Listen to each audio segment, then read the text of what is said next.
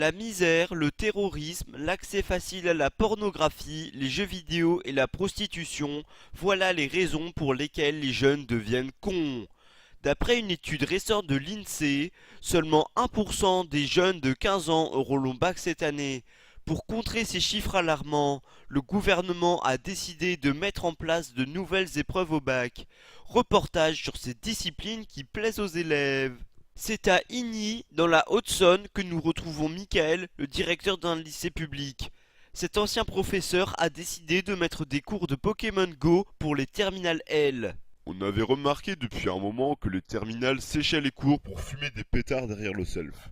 On a donc eu l'idée de leur fournir des cours dehors où ils pourraient continuer de fumer tout en apprenant.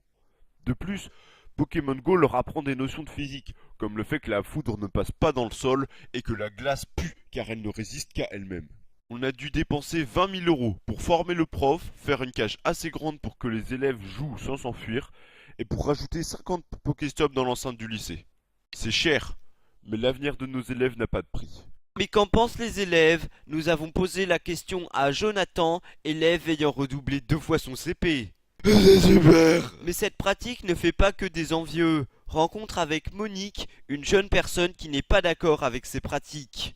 C'est Satan qui propose aux jeunes de devenir un jour le maître des Pokémon. Mew, M-E-W, et correspond au si célèbre 666, qui est le chiffre de la bête, chiffre donc cité dans l'Apocalypse. Et Jésus va venir faire les Pokémon afin qu'ils touchent nos enfants.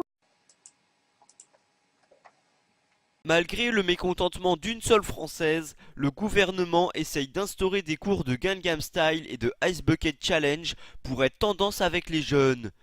Il ne reste plus qu'à voir si ces pratiques vont vraiment permettre à des élèves d'avoir le bac.